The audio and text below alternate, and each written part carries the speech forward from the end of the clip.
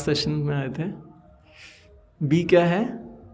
Higher bliss experience कर सकता है ना, पशुओं की तरह जो सेंस ग्रेटिफिकेशन, इंद्रियों से जो आनंद है उससे भी उच्च आनंद मनुष्य एक्सेप्ट कर सकता है ना। आपके नोट्स में था, वो हम डिस्कस नहीं कर पाए क्योंकि टाइम ख़त्म हो गया था। तो मनुष्य क्या है, आत्मा के स्तर का आनंद भी एक्सपीरियंस कर सकता है। और सी फॉर चॉइस है ना, क्या चॉइस है? कैसे अच्छा भोजन करना है, ये चॉइस है। किस चीज़ की चॉइस है? रेस्पॉन्ड करने के लिए है ना। जो इंस्टिंक्ट्स, जो प्रोवोकेशन हमें जीवन में मिलते हैं, जो आते हैं सामने टेम्पटेशंस, उनके प्रति हम इंस्टेंटली रिएक्ट ना करके रेस्पॉन्ड कर सकें। There is a difference between reaction and response है ना। रिएक्शन है इंस्टेंटली कोई कुछ रिएक्ट कर देता है, वो तो पशु भी करते हैं, लेकिन मनुष्य रेस्पॉन्ड कर सकता है। और D for determination to do this 3 things है ना, उसके लिए दृढ़ संकल्प शक्ति। और कॉमन था सीड है ना। सीड मतलब क्या क्या ह्यूमंस और एनिमल्स में सिमिलरिटीज हैं? हाँ, sleeping, eating. S for sleeping, E for eating, E for enjoying. Enjoying मतलब मेटिंग, यानी कि प्रोक्रिएशन करता है, प्रजनन करते हैं। और डी फॉर डिफेंडिंग, हाँ, प्रोटेक्ट, अपनी रक्षा कर सकते हैं मनुष्य। तो ये ह्यूमंस और एनिमल्स में डिफरेंसेस। फिर हमने कुछ हमारी जो सर्च फॉर हैप्पीनेस, हर कोई आनंद की खोज में है ना। एक छोटे जानवर से लेकर के कीड़े मकोड़े से लेकर के सब बड़े से बड़ा जीव भी क्या है, आनंद की खोज कर रहा है। हर जो कार्य करते हैं हम किसके लिए करते हैं? मेन लक्ष्य क्या है? कैसे मुझे खुशी मिलेगी है ना, कैसे हम अपने आप को और अपने से संबंधित लोगों को आनंद दे सके। तो यही लक्ष्य होता है, लेकिन उसमें कुछ बाधाएं हैं, वो नहीं प्राप्त होती हैं, तो वो प्रॉब्लम्स हैं। तो रियल प्रॉब्लम्स क्या हैं? कौन कौन सी प्रॉब्लम्स रियल प्रॉब्लम है? यहाँ लिखा है, एक्रोनिम से बता सकते हैं। रियल प्रॉब्लम क्या है? बर्थ, हाँ, very good. B for birth, O for, ये बॉडी से प्रॉब्लम्स आती है ना, तो बॉडी इसका एक्रोनिम है। B for birth, O for old age, very good. D for, हाँ, डिजीज। और वाई फॉर यमराज। आपने सुना है सेशन क्या? नोट्स देखा था, ओके। तो आपकी मेमोरी अच्छी है, आपको याद है नोट से भी। जो लोग क्लास में थे उनको याद नहीं। वाई फॉर यमराज मतलब डेथ है ना। और इसके अलावा इन प्रॉब्लम्स के अलावा, ये भगवान भगवद गीता में 13वें अध्याय के 9वें श्लोक में कहते हैं, जन्म मृत्यु जरा व्याधि दुख दोषानुदर्शन। और इसके अलावा 3 क्लेश भी हैं। कौन कौन से हैं? अधि आत्मिक, अपने शरीर से मन से मिलने वाले कष्ट। अधि भौतिक मतलब अपने अन्य जीवों से। और अधिदैविक मतलब प्रकृति से जो कष्ट आते हैं। ये सब समस्याएं हमें सुख नहीं प्राप्त करने। और इसके टेम्परेरी सॉल्यूशंस जो हम ट्राई करते हैं वो क्या क्या है? इसका ट्रिपल एस था। क्या क्या है? पहला है सेंस ग्रेटिफिकेशन, इंद्रिय तृप्ति है ना। कई बार व्यक्ति बहुत डिप्रेशन में, नर्वस होता है तो और ज़्यादा खाने लगता है, एंजाइटी में होता है तो और खाने लगते हैं ना। तो ये सेंस ग्रेटिफिकेशन से व्यक्ति सोचता है शायद मेरी प्रॉब्लम्स कम हो जाएंगी है ना, तो जस्ट फॉरगेट इट है ना। लोग कहते हैं ना भूल जाओ, तो भूलने के लिए क्या करते हैं लोग? सेंस ग्रेटिफिकेशन करते हैं, इंटॉक्सिकेशंस लेते हैं। फिर दूसरा एस क्या है? स्पेकुलेशन। लोग सेल्फ हेल्प बुक्स पढ़ते हैं, कुछ सेमिनार्स, कुछ फोरम्स ज्वाइन करते हैं, लेकिन वो टेम्परेरी, कुछ समय के लिए रिलीफ मिलता है, लेकिन फिर से प्रॉब्लम। और थर्ड है सुपरफिशियल रिलीजन। कोई बाबाओं के पास जाते हैं, कोई किसी को भभूत चाहिए, किसी को कुछ चाहिए, किसी को धागा चाहिए। तो ये सब सॉल्यूशंस जो हैं ये परमानेंट सॉल्यूशन नहीं है। परमानेंट सॉल्यूशन क्या है? हमने लास्ट में एक एग्जाम्पल से डिस्कस किया था कि एक बच्चा मिलियनेयर, एक अमीर करोड़पति का बच्चा अगर खो गया है तो उसको कैसे सुख मिल सकता है? जब वो अपने माता पिता से मिलता है ना। That is the permanent solution, connection with father. तो ये फादर कौन है और कैसे पता लगेगा कौन फादर है, तो उसकी इन्फॉर्मेशन हमें कैसे मिलेगी, नॉलेज कहाँ से मिलेगी, वो आज का टॉपिक है। एब्सोल्यूट ट्रुथ बियॉन्ड ऑल रिलेटिविटीज़, मतलब परम सत्य क्या है। इस जगत में हम अनेक प्रकार के सत्य देखते हैं। लास्ट क्लास में हमने ये चर्चा की थी रिलेटिव हैप्पीनेस है ना, कि किसी one's man food is poison for another man. एक व्यक्ति को खुशी दे रही है वही चीज़, लेकिन वो किसी और को दुख दे रही है। जैसे डेंटिस्ट और टूथेक का एग्जांपल लिया था, अम्ब्रेला शॉप, वेजिटेबल सेलर। अभी बारिश हो रही है तो अम्ब्रेला सेलर जो होंगे वो खुश होंगे, लेकिन जो वेजिटेबल सेलर है वो दुखी हो जाएगा, है ना। तो इस जगत में अगर थोड़ा हम ऑब्जर्व करेंगे तो जो भी सत्य है, जो भी नॉलेज है, सब रिलेटिव है ना। जैसे ये एग्जाम्पल भी है डेंटिस्ट टूथेक वाला। इसके अलावा भी जैसे हम मानते हैं कि जो मॉडर्न साइंटिस्ट हैं या जो साइंस डेवलपमेंट कर रहा है उससे प्रॉब्लम्स का सोल्यूशन हो रहा है, लेकिन अगर हम देखें तो वो सब रिलेटिव सोल्यूशन है ना। They come at the cost of nature. हमें जब हम IIT रुड़की में थे तो हमें हमारे प्रोफेसर ने शुरुआत में ओरिएंटेशन में बोला है कि जो भी इंडस्ट्रियल डेवलपमेंट या साइंटिफिक एडवांसमेंट होता है उसका कॉस्ट अल्टीमेटली किसको पे करना पड़ता है? नेचर को पे करना पड़ता है ना। हमने एग्जाम्पल डिस्कस किया था कार का, है ना। कार के आने से सुविधा तो हुई, लेकिन इतना एयर पॉल्यूशन और इतने सारे इंडस्ट्रीज से इतने पॉल्यूशन बढ़ रहा है ना, हर जगह पानी में सब जगह पॉल्यूशन हो गया। तो एक पार्ट को सॉल्व करते हैं, दूसरी जगह प्रॉब्लम जनरेट हो जाती है। जैसे इससे कुछ आप समझ रहे हैं? इस पिक्चर से क्या समझ आ रहा है? अच्छा ठीक है। और एक ट्रुथ है इसमें, रिलेटिव ट्रुथ है। यहाँ सामने देखेंगे तो पटरियाँ कैसी हैं? डिस्टेंस पे हैं। और थोड़ा दूर देखेंगे तो क्या लग रहा है? जैसे दोनों ज्वाइन हो रही हैं, पास जा रही है ना। तो हमें हमारी सेंसेस से हमें लग रहा है वो आगे जाके शायद मिल रही हैं, पटरियाँ टेढ़ी हैं, है ना। तो सीधी पैरेलल नहीं चले, लेकिन वास्तव में क्या है? वो पैरेलल ट्रैक्स हैं। ऐसे ही ठीक है, ये दोनों मिल रही, आगे फोटो नहीं आया। तो अपेरेंटली मीटिंग, हमें ऐसा लगता है हमारी सेंसेस से जब हम देखने लगते हैं। सिमिलरली रिफ्रैक्शन के बारे में आप लोग जानते होंगे, है ना। वो लगता है डंडी टूटी हुई है पानी में जब जाती है। तो इसी तरीके से कई जगह मैं भूल रहा हूँ एग्जैक्टली, लेकिन ऐसे ग्लासेस होते हैं जहाँ पे हम जाते हैं, क्या अप्पू घर या किसी जगह जाएंगे तो वहाँ पर ऐसे बच्चों के लिए होते हैं। तो इनमें डिस्टॉर्टेड रिफ्लेक्शंस हमें दिखते हैं अपने ही, मोटा लगता है कोई व्यक्ति, बोना लगता है कभी। तो ये जो भी सत्य है वो कैसा है? रिलेटिव है। हम कैसे उसको देख रहे हैं, कैसे उसे परसीव कर रहे हैं, उस पर निर्भर करता है। और विशेष रूप से जब इंद्रियों से हम कुछ नॉलेज लेने की कोशिश करते हैं तो उसमें इम्परफेक्शंस आने की पॉसिबिलिटीज़ हैं, कि संभावना है कि हमें गलत दिख रहा हो, है ना। इस पे हम आगे भी डिस्कस करेंगे। और भी अगर हम देखें इस जगत को थोड़ा सा, तो यहाँ दिन है तो रात भी है ना।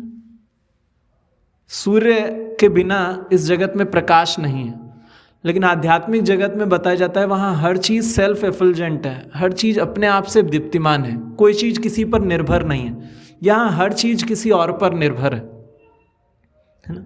जैसे हम प्रकाश के लिए सूर्य पर निर्भर है, ठीक।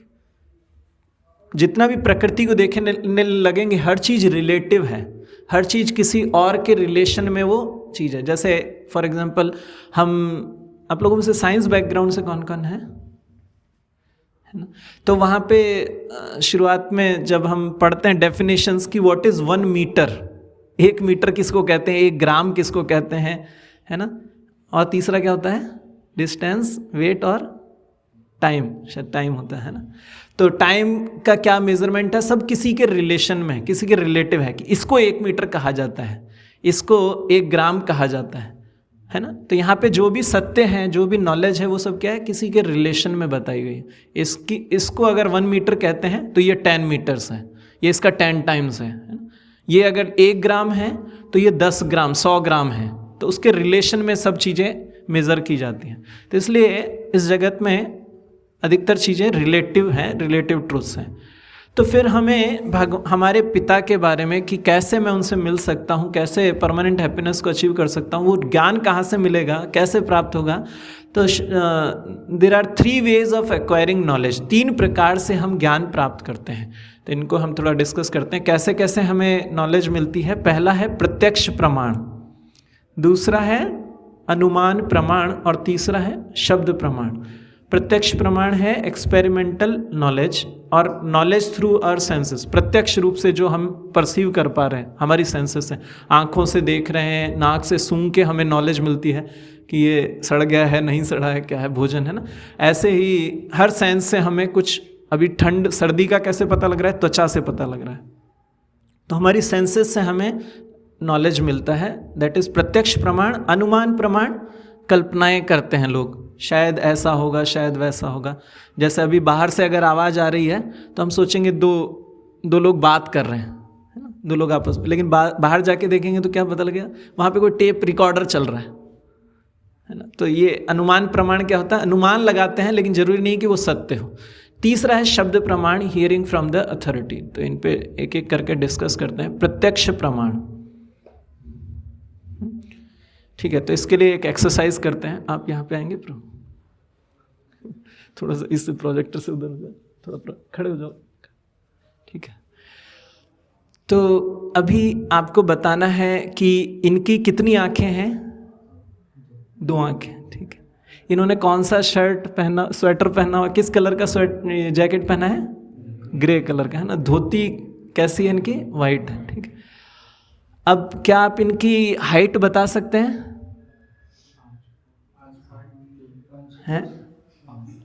5'7", आपका 5.4।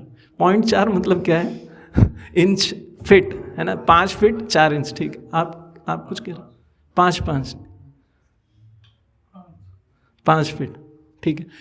आप इनका वेट बता सकते हैं, इनका वेट कितना होगा, है 50, ठीक है। इनका नाम बता सकते हैं, प्रभु ठीक है। तो मैंने, ठीक है, और इनके मदर फादर का नेम, है ना, ठीक है प्रभु, बैठिए। अच्छा ठीक है, एक बार खड़े रहिए। तो हमने क्या क्या किया, हमने 2 क्वेश्चन आपसे पूछे। पहला था कि इनका जैकेट का रंग क्या है, धोती का रंग क्या है, ये आप प्रत्यक्ष देख के बता सकते हैं, ठीक है। दूसरा हमने पूछा इनका हाइट कितना है, तो आपने अनुमान लगाया, अंदाजे से आपके अनुभव से इतना होगा, है ना। इनका वेट कितना होगा, इनकी हाइट कितनी होगी, आपने अंदाजे से बताया। फिर तीसरा, तो ये अनुमान प्रमाण है ना, अनुमान से हमने नॉलेज, हमारे एक्सपीरियंसेस से हमने नॉलेज गेन किया, शायद इतना इसके आसपास होगा। और तीसरा हमने पूछा कि इनका नाम क्या है, इनके माता पिता का नाम क्या है। तो कैसे पता लगेगा ये सब, हाँ, जब इन्हीं से पूछा जाए, है ना। तो प्रभु जी आपका हाइट क्या है, वेरी गुड, हरी बोल, आपने बताया था 5, हरी बोल। और आपका वेट 48 कौन बताया था, कोई बताया था, हरी बोल। और आपका नाम अमित, ठीक है, माता पिता का नाम रहने देते हैं, ठीक है। तो बैठिए। तो बेस्ट वे क्या है नॉलेज लेने का, बेस्ट वे क्या है, करेक्ट नॉलेज की, हाँ ये सही नॉलेज मिलेगी, वो कैसे, किस तरीके से पता लगेगी, जब उन्हीं से पूछा जाए, है ना, उन्हीं के शब्द सुने जाएं। तो इसको कहते हैं शब्द प्रमाण। शब्द प्रमाण क्या है, जो अथॉरिटी है उसी से ही उस चीज़ के बारे में पूछा जाए, ना प्रत्यक्ष से परसीव करें। अगर परसीवेबल नहीं है, प्रत्यक्ष रूप से नहीं पता लग रहा है, अनुमान भी नहीं लगा सकते, तो बेस्ट वे क्या है कि उनसे पूछा जाए। तो ये शब्द प्रमाण कहलाता है। तो पहला है प्रत्यक्ष प्रमाण। तो प्रत्यक्ष प्रमाण के लिए इज सीइंग बिलीविंग। लोग कहते हैं आपने भगवान को देखा है, तो हम कहते हैं आपने हवा को देखा है। हवा को देख सकते हैं? नहीं। दूसरी सेंसेस से, त्वचा से परसीव कर पाते हैं कि हाँ यहाँ हवा चल रही है, हवा रुकी हुई है, कैसा है ना, लेकिन देख नहीं सकते। तो सीइंग, हमारा सीइंग कितना परफेक्ट है, जैसे अभी हमने वो देखा था, रेलवे ट्रैक्स हमें मिलते हुए दिखते हैं, यहाँ है ना, रिफ्रैक्शन दिख रहा है। तो इस तरह से प्रत्यक्ष प्रमाण ऑथेंटिक नहीं है। हमेशा कुछ जगहों पर सही है, लेकिन कई जगह वो ऑथेंटिक नहीं होता, वो सही नहीं है। वो क्यों नहीं है, उसके लिए शास्त्र बताते हैं कि हम में 4 डिफेक्ट्स हैं। हर मनुष्य में ये 4 दोष हैं, ये सब में हैं। जैसे कल हम पशुओं में और मनुष्यों में कॉमन कुछ देख रहे थे, ऐसे ये 4 चीज़ें हर मनुष्य में हैं, ये डिफेक्ट्स। क्या क्या हैं? तो यहाँ लिखा है, we can not understand the absolute truth through our blunt material senses because of the following defects. क्या क्या है? उसका एक्रोनिम है IICC। क्या क्या है? हमारी सेंसेस इम्परफेक्ट हैं, परफेक्ट सेंसेस नहीं है, है ना। तो इन इम्परफेक्ट सेंसेस से जब हम इन इंद्रियों से, ज्ञानेंद्रियां है ना, नॉलेज एक्वायरिंग सेंसेस बोलते हैं ना, ज्ञानेंद्रियां कौन कौन सी हैं? आँख, नाक, कान, जीवा है ना, टंग और त्वचा। तो ये 5 हमारी ज्ञानेंद्रियां हैं, लेकिन ये पांचों ही अपूर्ण हैं। कैसे अपूर्ण हैं, और ये हम आगे चर्चा करते हैं। तो इन अपूर्ण इंद्रियों से जब हम ज्ञान लेने की कोशिश करते हैं तो वी गेट इल्यूजन। इल्यूजन मतलब हमें भ्रम होता है, हम सोचते हैं शायद मुझे सही दिख रहा है। कलर, कई लोगों को कलर ब्लाइंडनेस होती है ना, कई लोगों को, तो कलर ब्लाइंडनेस वालों को कलर सहित पता नहीं लगता कि ये येलो है या कौन सा कलर, कुछ पर्टिकुलर कलर के लिए कलर ब्लाइंडनेस होती है। तो इसी तरह से तो फिर क्या होता है, व्यक्ति भ्रमित हो जाता है, गेट इल्यूजन, उसे सही प्रकार से सही नॉलेज नहीं मिलने से। और फिर क्या होता है, तीसरा, ही कमिट्स मिस्टेक। अब जब सही चीज़ ही नहीं पता तो फिर गलतियां करते हैं, और उन गलतियों को छिपाने के लिए ये चौथा डिफेक्ट जो बहुत कॉमन और बहुत प्रोमिनेंट हो गया है, लोग धोखा देते हैं, है ना, कवर अप करने की कोशिश करते हैं, नहीं मैं सही था, मैंने ऐसा किया था मैंने, तो पीपल चीट। तो हमारी सेंसेस इम्परफेक्ट हैं, ये साइंटिस्ट एंड रिसर्चर्स भी एक्सेप्ट करते हैं कि our eyes are blind outside the range of 400 to 700 milli micron, इससे बिलो हम देख नहीं सकते हैं। ईयर्स, इनकी भी लिमिट है, कितना रेंज तक हम सुन सकते हैं ना। कुत्तों को और भी उनका रेंज ज़्यादा होता है, उनको और भी लोअर फ्रीक्वेंसीज या हायर फ्रीक्वेंसीज भी सुनाई देती हैं, लेकिन ह्यूमंस की एक लिमिटेशन है 20 हर्ट्ज टू 20 किलो हर्ट्ज। ऐसे ही कोई orange after sugar taste sour and orange after lemon taste sweet, वही चीज़ है ना। ये आपका भी एक्सपीरियंस होगा, जब हम हाथ ठंडे पानी में डाल करके गर्म में डालते हैं, ऐसे मतलब कभी वो गर्म लगता है, सादा टेम्परेचर ही उसको गर्म लगेगा, और गर्म पानी में हाथ डाल करके अगर सादा में डालेंगे तो ठंडा लगता है। तो इस तरह से, और हाँ ये नीचे लिखा है, water touched with warm hand appears cool. जो नॉर्मल टेम्परेचर पे वाटर है वो कूल लगेगा अगर आपने पहले गर्म पानी में हाथ डाला है, और touched with the cold hand appears warm. तो ये हमारी सेंसेस क्या है, लिमिटेड, इनकी लिमिट्स हैं नॉलेज एक्वायरिंग की। तो अब होता क्या है, इससे हमें कुछ इल्यूजन्स होते हैं, तो हम वो इल्यूजन्स यहाँ पे कुछ पिक्चर्स लाए हैं। तो ये क्या दिख रहा है, ट्रायंगल दिख रहा है, एक्चुअल में है वो ट्रायंगल नहीं है, वो जो सर्कल्स हैं उनके कोने काटा हुआ, तो ऐसे ट्रायंगल अपीयर हो रहा है, लेकिन है नहीं ट्रायंगल वहाँ पे। यहाँ क्या दिख रहा है, हाँ एक कपल है, एक बूढ़ा व्यक्ति और एक बूढ़ी स्त्री। और कुछ दिख रहा है किसी को? हाँ गिटारिस्ट, हाँ वो कान में से कान लग रहा था, वो वहाँ पे कोई लेडी आ रही है, ठीक है। यहाँ क्या दिख रहा है,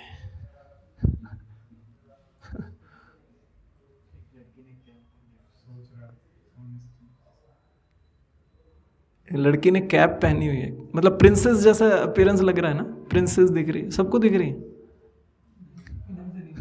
उधर से नहीं दिख, ठीक। क्या दिख रहा है, और कुछ दिख रहा है किसी को? ओल्ड लेडी नजर आ रही है किन्हीं को? हाँ नजर आ गई? ये ना, ये उनका चिन्ह है, वो लिप्स है, हाँ ठीक है, जिनको दिख गया ठीक है।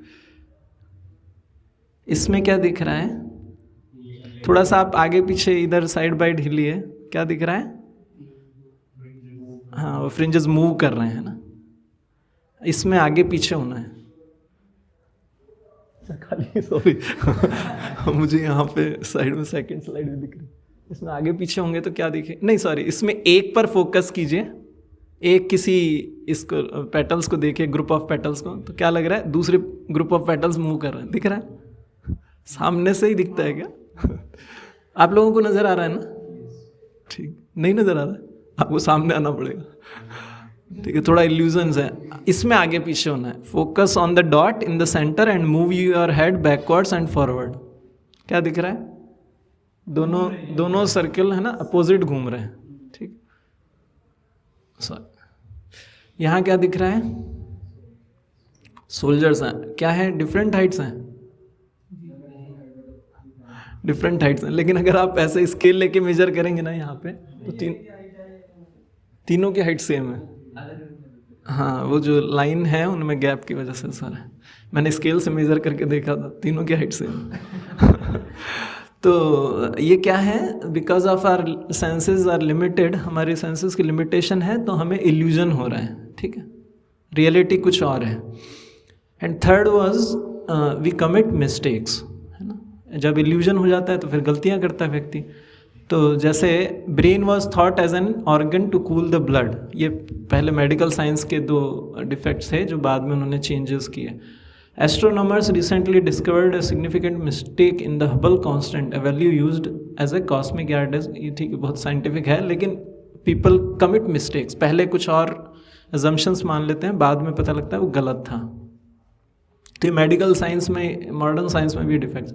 और फिर उसके बाद अपने आप को बचाने के लिए कि मेरा नाम ना खराब हो, मैंने गलती कर दी, तो उसके लिए व्यक्ति क्या करता है, चीटिंग करता है। तो ये पिल डाउन मैन सुना है किसी ने, है ना। तो जो डार्विन थे, उन्होंने जो ओरिजिन ऑफ स्पीशीज़ और इवोल्यूशन जो दिया था, इवोल्यूशन थ्योरी, तो उन्होंने बताया there is a missing link between apes, मतलब मंकीज एंड एनिमल। तो हर कोई ना उस मिसिंग लिंक को ढूंढता रहता है, वो कहाँ मिलेगा, वो स्केलेटन या क्या बोलते हैं उनका, स्केलेटन बेसिकली, कि बीच में, दोनों के बीच में जो स्पीशीज़ हैं बंदरों के और मनुष्यों के बीच में, उसका स्केलेटन वो ढूंढते रहते हैं, है ना। तो ये ऐसे ही एक रिसर्चर ने ये पिल डाउन मैन ढूंढ लिया था, तो 1912 में, कनेक्टिंग लिंक। लेकिन ये क्या था, ये बाद में पता लगा कि उन साइंटिस्ट ने फॉर्जरी करके किसी और एनिमल, ह्यूमन, क्या है, 1953 में ये फ्रॉड रिवील हुआ कि ह्यूमन स्कल था जिसको उन्होंने फाइलिंग करके वैसा जॉ बनाया था, ठीक है। तो लोग इस तरह से चीटिंग करते हैं। ऐसे कई सारे जो मिसिंग लिंक्स हैं उनको बाद में फ्रॉड पता लगे कि ये सब फ्रॉड्स हैं। तो ये एक वीडियो है, लेकिन हम इसको अवॉइड करते हैं, टाइम थोड़ा चलो हो गया क्या, ठीक है। मतलब वो फॉर्जरी ऑफ एविडेंसेस है कि जो एविडेंसेस हैं उनको बनाया गया था उस मिसिंग लिंक के लिए, अपने लिए नोबेल अवार्ड्स लेने के लिए लोग इस तरह से चीटिंग करते हैं। तो ये 4 डिफेक्ट्स की वजह से हैं। जो प्रत्यक्ष प्रमाण है, जो नॉलेज थ्रू सेंसेस है, उसमें ये लिमिटेशन है कि हमारी सेंसेस लिमिटेड हैं, इसलिए हम सही से प्रत्यक्ष अपनी सेंसेस से जो नॉलेज लेते हैं वो परफेक्ट नहीं होती है। दूसरा है अनुमान प्रमाण, है ना। जैसे हमने प्रभु जी का हाइट और वेट गैस किया था, तो इसी तरीके से साइंटिस्ट, रिसर्चर्स बहुत अनुमान लगाते हैं। तो एक स्टोरी है कि एक बार एक मेले में हाथी आया, एक गांव में मेला लगा, वहाँ हाथी आया। तो ये 5 लोग उस हाथी को देखने गए, लेकिन 5 अंधे थे। तो इन्होंने क्या किया, हाथी को छू के देखा कि हाथी कैसा है। तो पहले व्यक्ति ने, ये 5 दिख रहे हैं ना आपको, तो पहले व्यक्ति ने क्या समझा कि हाथी कैसा होता है, सांप जैसा होता है, ठीक। दूसरे ने, जिसने दांत, नुकीले दांत पकड़े थे, उसको लगा कि तीर जैसा है हाथी। तो तीसरे ने दीवार लगा, उसने पेट छुआ तो उसको लगा दीवार है। चौथे ने पैर पकड़ा तो उसको लगा ये तो पेड़ के तने जैसा है। और 5वें ने जो पूंछ पकड़ी थी उसको लगा रस्सी जैसा है।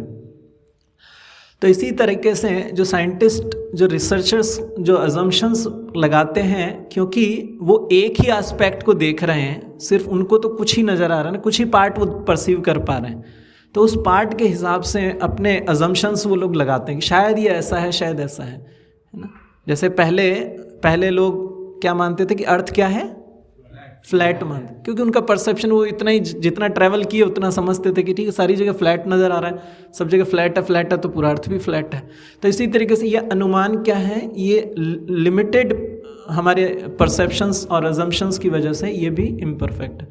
तो जैसे डार्विन की थ्योरी जो है, यही इवोल्यूशन थ्योरी, तो ही हिमसेल्फ एक्सेप्ट्स, वो खुद स्वीकार करते हैं, अपने लेटर में लिखते हैं कि I am a firm believer that without speculation there is no good and original observation. वो कहते हैं हमारी ऑब्जर्वेशन के अलावा हमें बहुत सारे अजम्पशंस और स्पेकुलेशन भी करना पड़ता है ना। कंप्लीट स्पेकुलेशन थी जो डार्विन की थ्योरी थी कि ओरिजिन ऑफ स्पीशीज़ में। और उन्होंने ये भी बताया कैसे जो भालू थे, जब उनको फील्ड में, ज़मीन में कुछ मिला नहीं खाने को, तो वो वेल बन गए। तो ये उनका स्पेकुलेशन था, how the bear evolve into a monstrous whale. तो ये वो खुद एक्सेप्ट करते हैं कि ये मेरा अजम्पशंस है। Similarly record of the rocks है ना, लोग कहते हैं कि रॉक्स को जब हमने खुदा पता लगा कि ऐसे ऐसे है ना, age of the rock strata in years कि 2 मिलियन ईयर्स अगो ऐसे लोग थे, फिर उसके बाद ऐसा हुआ, मुझे नाम नहीं पता इन सब के, वो लोग इन स्पीशीज़ को नाम देते हैं। किसी को पता है? होमो सेपियंस, हाँ। तो है ना रॉक एज, बाद में बोले आयरन एज आ गया है, पहले रॉक एज था, वो लोग रॉक से ही अपने सारी चीज़ें करते थे। लेकिन शास्त्र बताते हैं कि humans and monkeys simultaneously existed millions of year ago. कोई लीला पढ़ी आपने, सुना है शास्त्र में? कहाँ है कि लाखों साल पहले भी मनुष्य और बंदर साथ में थे? हाँ, रामायण, ठीक है। अभी राम मंदिर की ओपनिंग हुई है, तो रामायण में ये कथा आती है जो कि त्रेता युग की बात है ना, लाखों करोड़ों वर्ष पूर्व। तो क्या साइंटिफिक ट्रुथ, जहाँ यहाँ भी अजम्पशंस हैं, तो ये हम लोग बचपन में साइंस में भी पढ़ते हैं ना, डाल्टन का एटॉमिक मॉडल आया था, उसमें कुछ उन्होंने एटम को स्मॉलेस्ट पार्टिकल की तरह ट्रीट किया, फिर बाद में बताया नहीं है, उसके अंदर न्यूक्लियस है, उसमें इलेक्ट्रॉन्स हैं, प्रोटॉन्स हैं। फिर रदरफोर्ड मॉडल आया, तो पहले डाल्टन के मॉडल को रिजेक्ट किया, उसकी थ्योरी को रिजेक्ट किया। वो थ्योरी सब क्या है? अजम्पशंस पे बेस्ड है, स्पेकुलेशन पे बेस्ड है। फिर रदरफोर्ड ने कुछ किया, फिर उसके बाद श्रोडिंगर ने बताया कि नहीं, matter is wave also, matter के साथ में वेव्स भी एसोसिएटेड है, वेव थ्योरी आ गई। तो इस तरह से जो साइंटिफिक ट्रूथ्स हैं वो हमेशा चेंजिंग है। क्यों चेंजिंग है? उसका कारण वही है क्योंकि हमारी सेंसेस इम्परफेक्ट हैं, हम इल्यूजन हो जाते हैं, मिस्टेक्स होने की पॉसिबिलिटीज़ हैं। मोहित प्रभु आप आगे आ जाओ, मोहित ना थोड़ा सा आगे आ जाओ। Imperfect relative truth, information and theories and science are ever changing, हमेशा अपडेट किए जाते हैं, चेंज किए जाते हैं, because of human possessing this 4 defects. तो ये प्रत्यक्ष और अनुमान प्रमाण जो थ्योरीज देते हैं उनकी ये लिमिटेशंस हैं, क्योंकि इम्परफेक्शंस की वजह से, ह्यूमन इम्परफेक्शंस की वजह से उनमें भी इम्परफेक्शंस होते हैं। And third way of knowledge acquiring is शब्द प्रमाण। तो जैसे हमने अभी एग्जांपल से भी देखा था कि अगर best way to gain knowledge is inquiring from the authority, जिस फील्ड की आपको नॉलेज चाहिए उसकी अथॉरिटी से जा करके वो नॉलेज लीजिए। तो सिमिलरली हमारी जो पिता हैं, जिनको हम, जैसे हम बता रहे थे कि जीवात्मा जो है वो भगवान से बिछड़ा हुआ है और इस भौतिक जगत में दुख झेल रहा है, तो वो पिता कौन है, उनका कैसे पता लगेगा? तो वो उन्होंने पहले ही बता रखा है। कैसे बता रखा है? उसको कहा जाता है शब्द प्रमाण। शब्द प्रमाण क्या है? शब्द प्रमाण और स्क्रिप्चर्स, शास्त्र जो हैं वो भगवान के शब्द हैं। तो शब्द का क्या अर्थ होता है? जैसे पहले के समय ये होता था, है ना, FM चैनल और रेडियो चैनल को लोग ट्यून करते थे, उसकी फ्रीक्वेंसी मैच करते थे। तो जो साउंड है वो ऑलरेडी एटमॉस्फेयर में है, वो फ्रीक्वेंसी ऑलरेडी है, सिर्फ ट्यूनिंग की आवश्यकता है। जब व्यक्ति अपना सही ट्यूनिंग बिठाता है, उस फ्रीक्वेंसी में मैच हो जाती है, रिसीवर और ट्रांसमीटर की फ्रीक्वेंसीज मैच हो जाती है, तो वो प्रॉपरली उस साउंड को, उस सिग्नल को समझ पाता है। ऐसे ही भगवान ने जब सृष्टि करने से पहले, सृष्टि से पहले भगवान ने बताया है कि कैसे सृष्टि होगी, क्या, कौन करेंगे, कैसे, क्या है ये सृष्टि, क्यों, इसका क्या उद्देश्य है, ये सब भगवान ने पहले बताया है। उसको कहा जाता है शब्द। तो पहले शब्द आया है, उसके बाद सृष्टि हुई है। ऐसा नहीं है कि पहले स्क्रिप्चर्स लिख दिए गए उसके बाद सृष्टि हुई है, नहीं।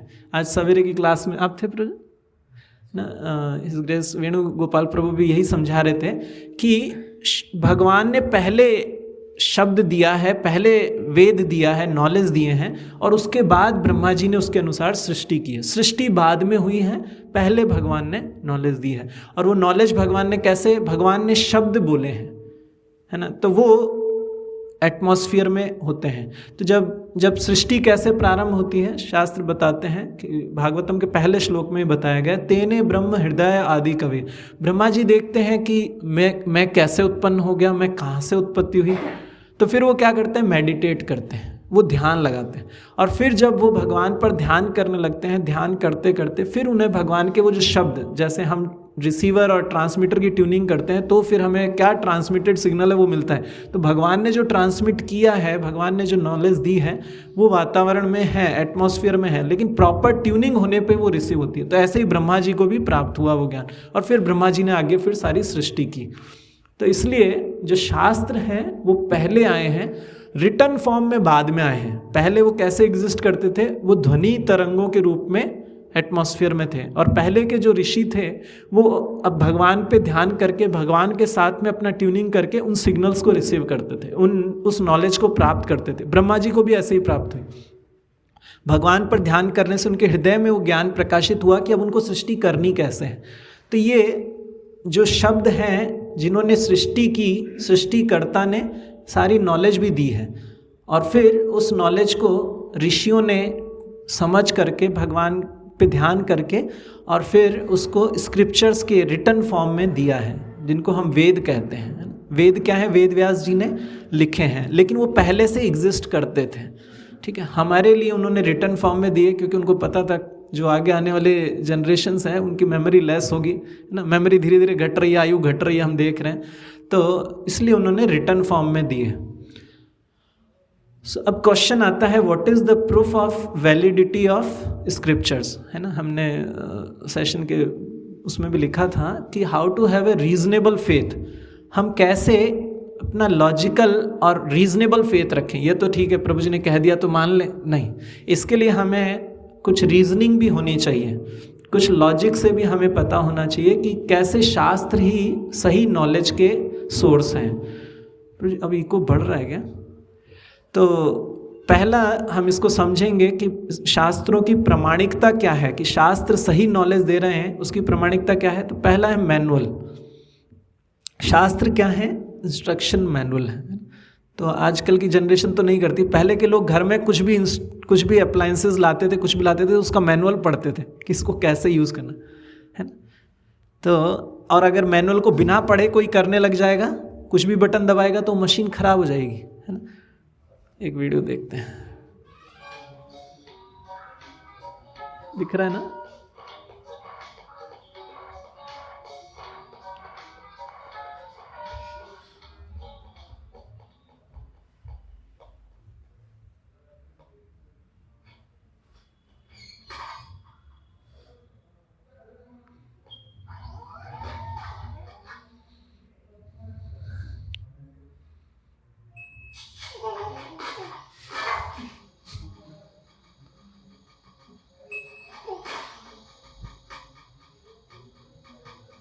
ट्रेडमिल।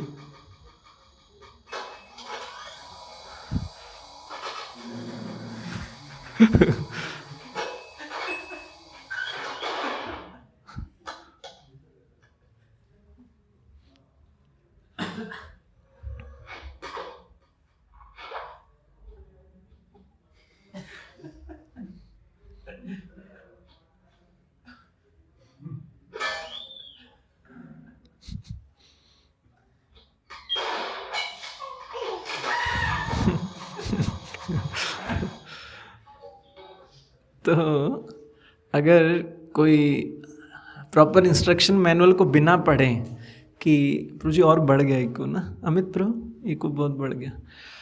तो कोई अगर इंस्ट्रक्शंस मैनुअल को नहीं पढ़ता है और सीधा ही इस जगत में आकर के स्ट्रगल करने लगता है कि मैं जानता हूँ इसको कैसे ऑपरेट करना है, इस वर्ल्ड को कैसे लोगों को चलाना है, कैसे संबंधों को चलाना है, तो फिर लोग समस्याओं में पड़ जाते हैं ना। एक बहुत अच्छी सेइंग है कि things are meant to be used and people are meant to be loved, है ना। लोग बने हैं प्रेम करने के लिए और चीज़ें बनी हैं यूज़ करने के लिए। लेकिन प्रॉब्लम कब आ जाती है? When we start using people and loving things. जब हम चीज़ों से प्रेम करने लगते हैं और लोगों को यूज़ करने लगते हैं, मैनिपुलेट करने लगते हैं, तो सारी समस्या आती है। तो जब तक हम ये नहीं समझेंगे कि इसका पर्पस क्या है, बनाने वाले ने क्यों बनाया है, क्या बनाया है, कैसे बनाया है, अगर ये नहीं समझेंगे और उस पर ऑपरेशन शुरू कर देंगे तो ultimately will land up into trouble, हम समस्याओं में पड़ जाते हैं। तो इसलिए शास्त्रों को बताया जाता है कि ये इंस्ट्रक्शन मैनुअल्स हैं। जब भगवान ने सृष्टि की तो सृष्टि के साथ में भगवान ने मैनुअल भी दिए कि इस जगत में कैसे रहना है, कैसे आप खुशी प्राप्त कर सकते हो, आनंद प्राप्त कर सकते हो। Second thing is scriptures are axiomatic truth, है ना। शास्त्र बताए जाते हैं, शास्त्रों के लिए कहा जाता है अपौरुषेय है। अपौरुषेय मतलब किसी मनुष्य के द्वारा नहीं लिखे गए हैं। मनुष्यों में तो ये 4 डिफेक्ट्स हैं, कोई भी कहेगा ये 4 डिफेक्ट तो फिर शास्त्रों में भी आने चाहिए, वेद व्यास जी में भी 4 डिफेक्ट होंगे, लेकिन बताया जाता है नहीं, ये क्योंकि भगवान डिफेक्ट से परे हैं, भगवान की डेफिनेशन ही यही है कि वो पूर्ण है, उनमें कोई अपूर्णता नहीं है।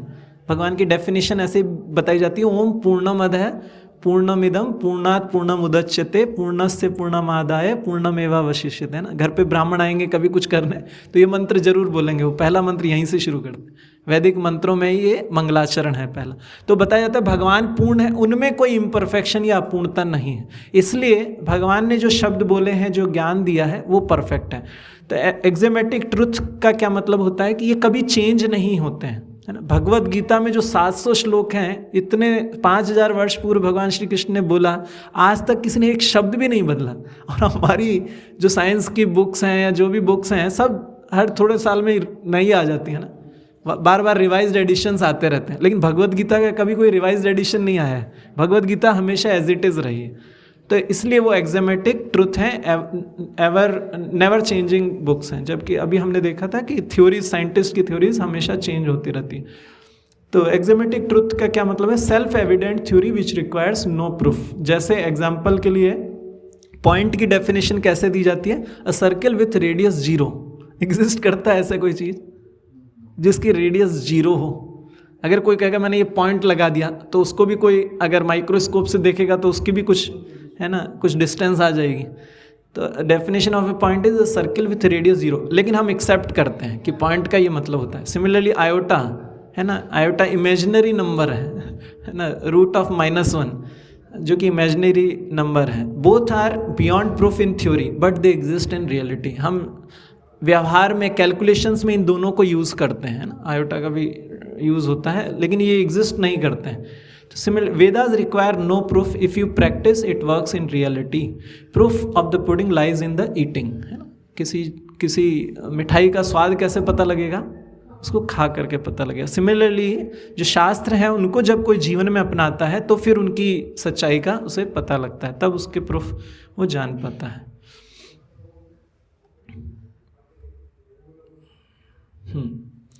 Vedas our body of complete and perfect knowledge, जैसे मैंने बताया, क्योंकि भगवान परफेक्ट हैं इसलिए भगवान से आई हुई नॉलेज भी परफेक्ट है। और क्या प्रमाण है कि कैसे जो शास्त्रों में जो नॉलेज दी है वो, तो जैसे काउ डंग के लिए बताया जाता है, एनिमल डंग जो भी है सब कंटेमिनेट करते हैं, लेकिन काउ डंग को क्या बोला गया है? यज्ञ में प्रयोग होता है, शुद्ध है ना। काउ डंग भगवान के अभिषेक में यूज़ होता है। काउ डंग में, है ना, एंटी रेडियो एक्टिव कैपेसिटी है कि वो रेडियो एक्टिव से प्रोटेक्ट करता है। ये सब कहाँ लिखा है? ये शास्त्रों में बताया गया कि जो गाय का गोबर है, गोबर मतलब गोवर, गाय का वरदान है वो, तो वो इतना उसका गुणगान हुआ है शास्त्रों में। अब जो साइंटिस्ट, रिसर्चर्स हैं वो भी ये चीज़ एक्सेप्ट करते हैं कि काउ डंग में ये रेडियो एक्टिविटी से प्रोटेक्ट करने की कैपेसिटी है, और काउ डंग की और भी, जो गोबर की और भी महत्ता है, उसको रिसर्चर्स, अब मॉडर्न साइंस भी इसको कंफर्म करता है, लेकिन शास्त्रों में पहले से ही बताया। फिर ऐसे ही पृथ्वी के लिए क्या शब्द प्रयोग हुआ है? भूगोल। तो ये भी धीरे धीरे जो रिसर्चर्स हैं उनको पता लगा कि पृथ्वी गोल है ना। प्लांट्स हैव लाइफ, है ना, पहले से ही शास्त्रों में बताया गया है स्थावर नवलक्षणम, कि 9 लाख ऐसी योनियां हैं, ऐसे शरीर हैं जो पौधे, पेड़ पौधे हैं जिसमें जीव को शरीर मिलता है। तो शास्त्र पहले से ही पौधों में जीवन स्वीकार करता है, और रिसर्चर्स भी अब इसको एक्सेप्ट करते हैं कि प्लांट्स ऑल्सो हैव लाइफ। तो ह्यूमन एम्ब्रोयोलॉजी की पेट के अंदर जो एम्ब्रोयो होता है, जो भ्रूण होता है, उसका कौन से मंथ में कौन सा लिम्ब आता है ना, ये बायोमेडिकल में धीरे धीरे डॉक्टर्स को पता लगा कि उसका ये लिम्ब एक्टिव होता है, हाथ इतने मंथ्स पे वो आता है, इतने मंथ्स में वो मूवमेंट करने लगता है, ऐसा। लेकिन भागवत पुराण जो इतना पुराना है, हजारों वर्ष पुराना है, उसमें 3रे स्कंद में भगवान कपिल माता देवहूति को सारा बताते हैं कि इस मंथ में, इस जो महीना, जब 1 महीना 2 महीना होता है तो उसका जो जीव है, वो जीव जंतु कहते हैं उसको, कि जंतु का ये हाथ आता है, उसका फिर पैर आते हैं, इसके ऐसे ऐसे लिम्स आते हैं। वो सारा भागवत पुराण के 3 स्कंद में पूरा विस्तार से समझाते हैं भगवान कपिल, माता देवहूति। लेकिन वही डॉक्टर्स अब रिसर्च करके पता कर रहे हैं। तो वैदिक ट्रुथ क्या है? शास्त्र कभी भी बदलते नहीं हैं, बल्कि मॉडर्न जो साइंस है वो क्या कर रहा है, वो वैदिक साइंस को ही धीरे धीरे प्रूव कर रहा है। उन्हीं चीज़ों को जो शास्त्रों में दी हुए हैं, उन्हीं चीज़ों को फिर वही चीज़ें सत्यापित होती हैं, है ना। जैसे एक मैंने यहाँ इंक्लूड नहीं किया लेकिन मुझे याद आ गया, बहुत अच्छा। हनुमान चालीसा कौन कौन जानते हैं?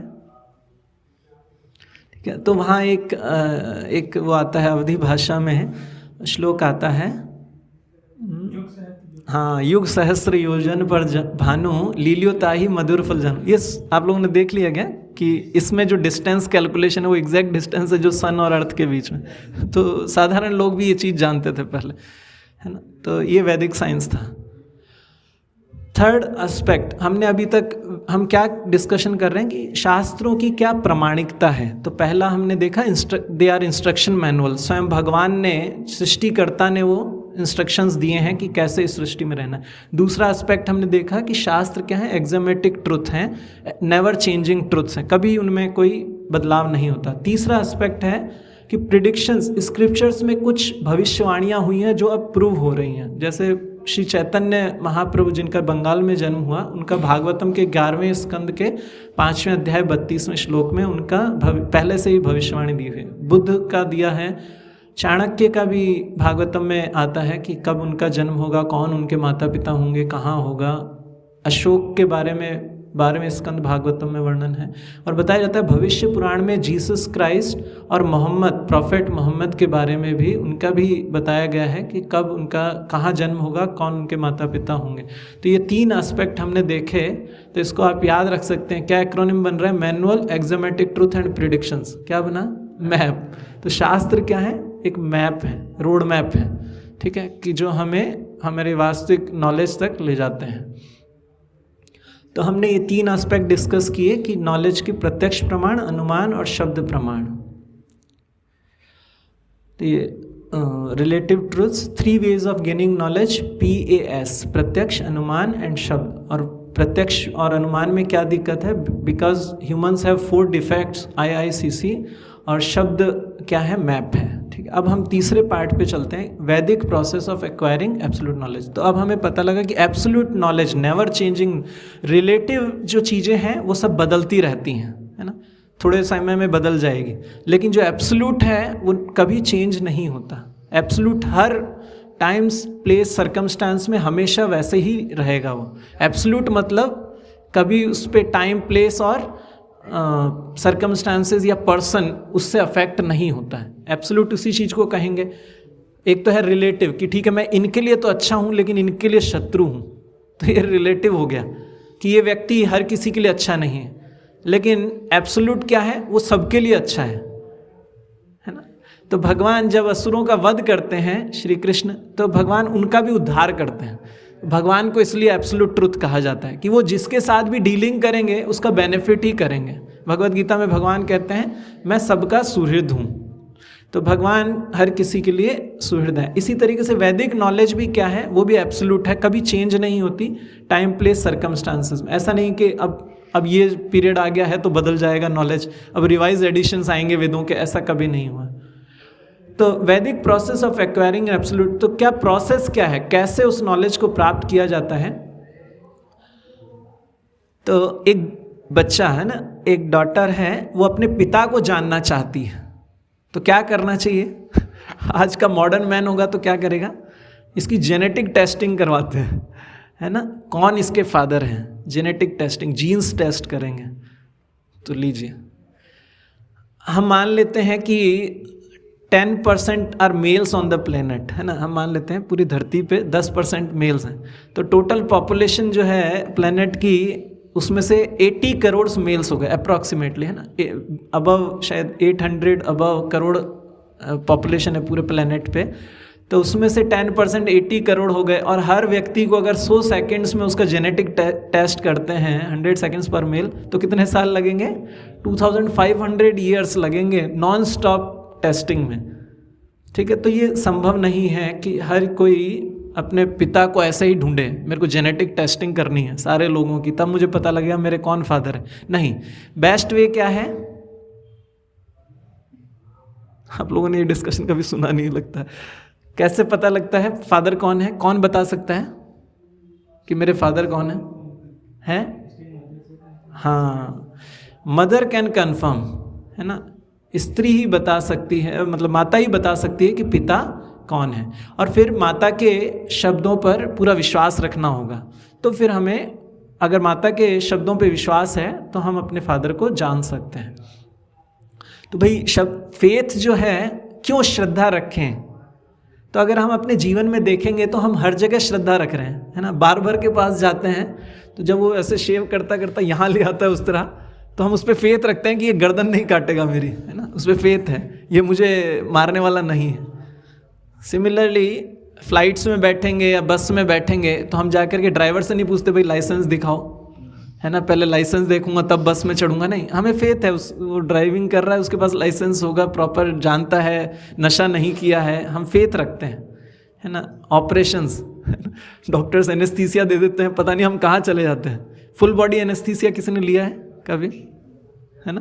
तो मेरा भी हुआ था, तो ऐसा लगता है अब पता नहीं किसके हवाले होने वाले हैं, अब पता नहीं दोबारा से जागेंगे कि नहीं जागेंगे, कुछ पता नहीं होता। लेकिन हम फेथ रखते हैं, नहीं डॉक्टर मेरे साथ मेरा ऑर्गन, बॉडी ऑर्गन नहीं निकालने वाला है, जो प्रॉपर मेरा वो ऑपरेशन ट्रीटमेंट करने के लिए मुझे एनेस्थीसिया दे रहे हैं ना, तो हम डॉक्टर पे भी फेथ करते हैं, उसकी डिग्री नहीं देखते। तो इसी तरह से, और हम अपनी जो नॉलेज है उसके लिए हम इतने लोगों पर फेथ क्यों हैं, जो हमने बुक्स पढ़ी हैं, साइंटिस्ट, रिसर्चर्स और जो भी हैं, उन पर फेथ करते हैं। तो इसी तरीके से बताया जाता है स्क्रिप्चर्स आर आवर मदर, तुलना की जाती है कि शास्त्र हमारी वो माता हैं जो हमें बताएंगी कि हमारे पिता कौन हैं, ठीक है।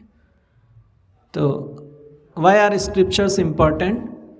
किसी भी चीज़, किसी भी विषय में, किसी भी क्षेत्र का अगर नॉलेज चाहिए तो उस फील्ड की ही बुक्स रेफ़र की जाती हैं। तो इसी तरह से आध्यात्मिक ज्ञान, आत्मा का ज्ञान अगर किसी को लेना है तो उसकी नॉलेज कहाँ पर है? वो शास्त्रों में है, स्क्रिप्चर्स में है। तो प्रोसेस क्या है, प्रक्रिया क्या है नॉलेज गेन करने की? वैदिक प्रोसेस क्या होता है? तो जैसे नॉलेज के लिए हम कॉलेज में जाते हैं, ऐसे ही ऑथराइज्ड कॉलेज क्या हैं?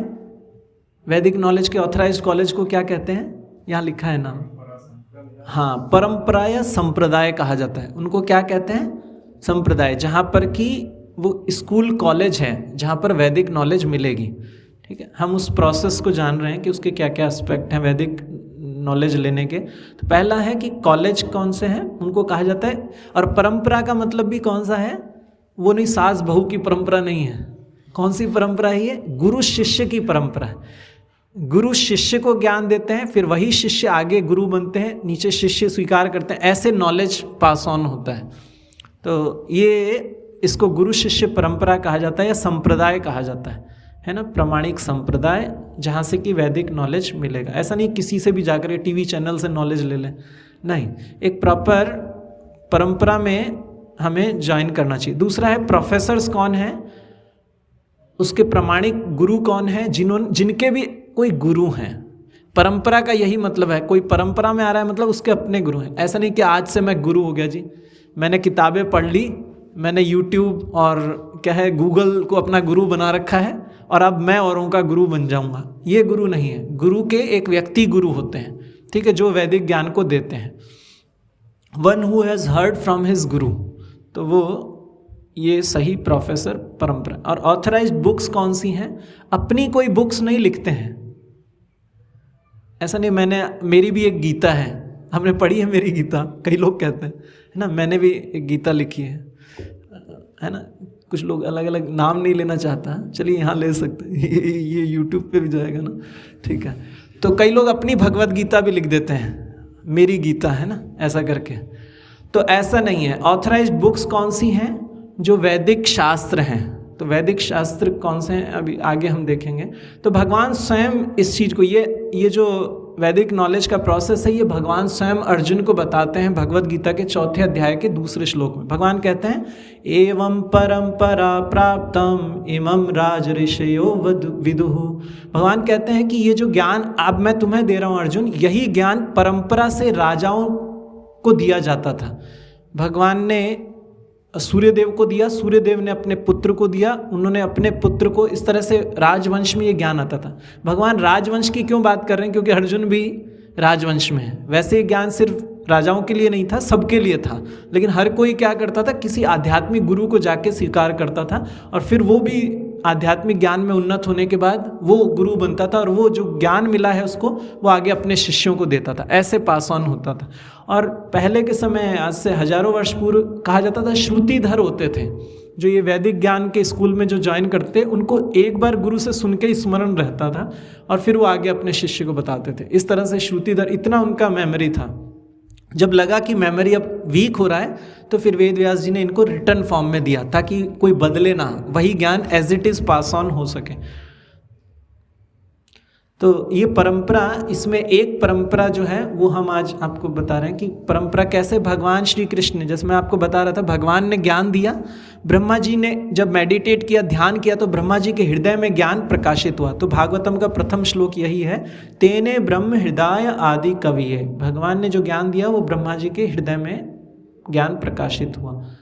अब वैदिक नॉलेज में जो हम कह रहे थे ऑथराइज्ड बुक्स कौन सी हैं, तो यहाँ विजिबल नहीं होगा, थोड़ा सा ये बड़ा डायग्राम है। तो इसमें इस तरफ जो है ये वेद हैं, 4 वेद, ऋग्वेद, यजुर्वेद, अथर्ववेद और सामवेद, और उन 4 वेदों के विभाजन होते हैं। ऐसे ही फिर आगे है उपवेद हैं, धनुर्वेद, आयुर्वेद इत्यादि, वेदांग, ये सब शास्त्र हैं, स्क्रिप्चर्स हैं। और फिर उसके आगे है, हाँ, तो कुछ स्मृतिज हैं जो जिनको जैसे तंत्र, पुराण और अन्य ग्रंथ हैं। ठीक है, तो ये ऑथराइज्ड बुक्स हैं। अंत में लिखा है 6 दर्शन, 6 दर्शन की शास्त्र हैं। तो ये सब वैदिक शास्त्र हैं जो कि प्रमाणिक किताबें हैं। किसी को अब अपनी कुछ नया वैदिक ज्ञान लिखने की आवश्यकता नहीं, ये प्रमाणिक ज्ञान पहले से ही भगवान ने दिया हुआ है। और फिर इसी ज्ञान को, इन्हीं शास्त्रों को क्या होता है, ये गुरु शिष्य परंपरा के माध्यम से हम तक पहुंचती है। ठीक है, इसको गुरु शिष्य परंपरा कहते हैं या गुरु परंपरा सिस्टम। ठीक है, तो ऐसे ही इस्कॉन भी जो है वो ऐसा नहीं कि एक नया मूवमेंट शुरू हो गया जी, है ना, एक नई ही कुछ वैदिक ज्ञान का ऑर्गेनाइजेशन बन गया, नहीं। इस्कॉन के जो फाउंडर हैं श्रील प्रभुपाद, वो भी इसी प्रमाणिक वैष्णव गुरु शिष्य परंपरा में आते हैं। अब भगवत गीता जब प्रथम अध्याय अगर देखेंगे, भगवत गीता यथारूप, आप लोगों को भगवत गीता मिला है कुछ लोगों, उसमें पहले चैप्टर से पहले वो गुरु शिष्य परंपरा दी हुई है कि कैसे भगवान श्री कृष्ण ने ब्रह्मा जी को ज्ञान दिया, ब्रह्मा जी ने अपने पुत्र नारद मुनि को, उन्होंने अपने शिष्य व्यासदेव को, फिर व्यासदेव जी ने मध्वाचार्य, ऐसे करते करते करते वो ज्ञान शिल प्रभुपाद जो इस्कॉन के फाउंडर हैं उन तक वो वैदिक ज्ञान गुरु शिष्य परंपरा के माध्यम से यथारूप आ रहा है। तो उसी को यहाँ एक वीडियो से दिखा।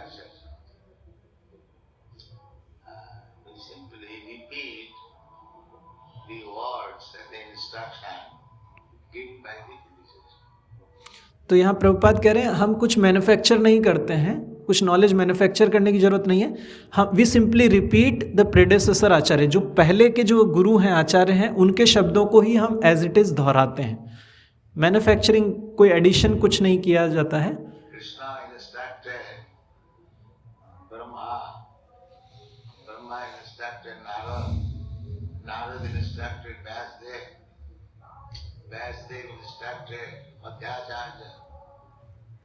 And in this way, then Madhavendra Puri, Ishwar Puri, Sri Chaitanya Mahaprabhu, then the 6 Goswamis, then the Srinivas Acharya. तो ये इस्कॉन की गुरु शिष्य परंपरा है।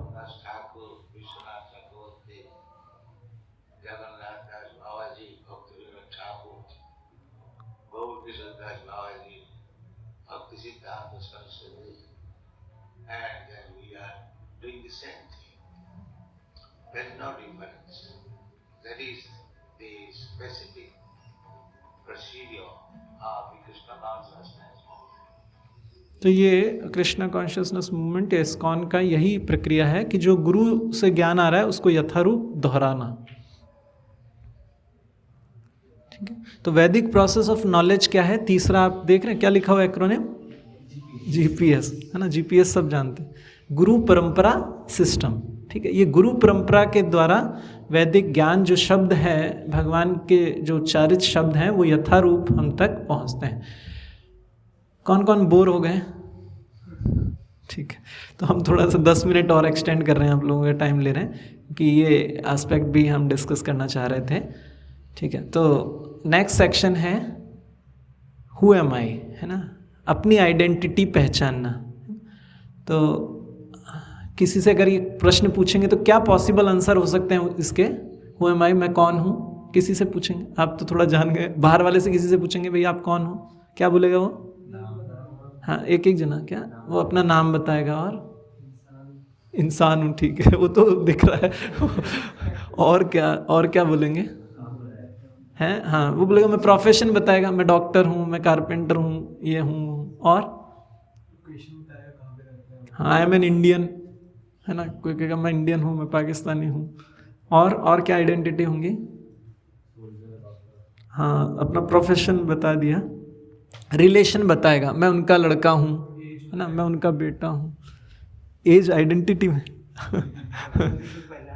है, वही तो प्रश्न है, हु एम आई। तो ये सब आइडेंटिफिकेशंस जो हमने अभी देखे कि नेम, रिलेशन या अपना प्रोफेशन, नेशनलिटी, ये सब क्या है? ये बॉडीली आइडेंटिटीज़ हैं, इस शरीर की आइडेंटिटीज़ हैं, है ना? ठीक है, तो ऐसे ही ये डॉक्टर हैरी मॉन्सन हैं जो कि प्रोफेसर ऑफ एनाटॉमी, अभी तो नहीं है जीवित, aliens college of medicine Chicago में इन्होंने रिसर्च करके बताया कि ये जो जिसको हम अपनी आइडेंटिटी मानते हैं उसका कितना वैल्यू है। What do the doctors feel about us, कि हमारी क्या वैल्यू है, क्या वैल्यू है? तो वो ह्यूमन बॉडी उन्होंने निकाला कि ये सब चीज़ें उसमें होती हैं, इतने सारे केमिकल्स हैं, फॉस्फेट, पोटेशियम, 9 आउंस और ऐसे। तो उन्होंने बताया, न्यूयॉर्क टाइम्स में ये आर्टिकल आया था जहाँ से मैंने देखा, तो what is the worth of our body, तो उन्होंने लिखा कि ह्यूमन बॉडी की वर्थ 1985 में ये आर्टिकल था, तो उसमें बताया है कि $8.37 वैल्यू है हमारी बॉडी की। ठीक है, तो कोई भी, है ना, लगभग कितना हो गया? 8, आज 640 है ना, मतलब 600-700 रुपये में क्या हम किसी को अपना शरीर दे सकते हैं? अगर हमारे कोई रिलेटिव, मान लीजिए कोई जा रहे हैं, ऐसा ना हो वैसे, लेकिन मान लीजिए किसी रिलेटिव का एक्सीडेंट हो जाता है, कार से जा रहे थे, कार का एक्सीडेंट हो गया, तो हम सोचेंगे ये तो 600 रुपये के हैं, कार महंगी है, कार को पहले बचाओ, ऐसा करते हैं? नहीं, है ना? पहले हम किसको? व्यक्ति को संभालते हैं। तो क्या यही एक्चुअल वर्थ है हमारी? नहीं, हमारी एक्चुअल वर्थ इस बॉडी से नहीं है ना? ये बॉडी की वर्थ से हमारी वर्थ नहीं है या आइडेंटिटी नहीं है। वास्तविक वर्थ क्या है? जो इस बॉडी को चला रहा है उसकी वैल्यू है ना, उसको लोग वैल्यू करते हैं, न कि बॉडी की आइडेंटिटी। तो एक बार श्रील प्रभुपाद के एक शिष्य हैं, अमेरिकन बॉडी हैं, परम पूजनीय जय पताका स्वामी महाराज, तो वो एक बार मायापुर में थे, तो वो कुछ अपनी बुक प्रिंटिंग के लिए प्रिंटिंग प्रेस वाले के पास गए, तो वहाँ अपनी बुक लेने गए थे, तो वहाँ उन्होंने देखा कि बंगालीज़ के ना, मायापुर बंगाल में पड़ता है, तो वहाँ पे स्कूल के कुछ पेपर्स थे, एग्ज़ाम पेपर्स बच्चों के, 3rd-4th क्लास के बच्चों के लिए। तो वहाँ पर उन्होंने देखा कि उसमें एक प्रश्न था, उन्होंने ऐसे ही पेपर को लेके पढ़ा, तो उसमें लिखा था कि, बंगाली तो मुझे आती नहीं, किसी को आती है बंगाली? नहीं। तो तुम्हार परिचय की, आपका क्या परिचय है, हु आर यू, ये एक प्रश्न था वहाँ पे। तो इन्होंने पूछा, जय पताका स्वामी महाराज ने वो जो पेपर कलेक्ट करने टीचर आए थे उनसे पूछा कि इसका क्या आंसर आप एक्सपेक्ट करते हैं, क्या उत्तर आप अपेक्षा करते हैं कि स्टूडेंट को क्या लिखना चाहिए कि उसको फुल मार्क्स मिलेंगे। तो उन्होंने लिखा कि उसको लिखना चाहिए कि मैं बंगाली हूँ, मैं लड़का हूँ, मेरा नाम ये है, ऐसा कुछ लिखेगा, मैं उसकी संतान हूँ, है ना, और ये उत्तर मिलने चाहिए। तो जय पताका महाराज ने कहा अगर किसी बच्चे ने लिख दिया कि मैं आत्मा हूँ, तो कहते हैं तो उसको 0 मार्क्स मिलेंगे। ठीक।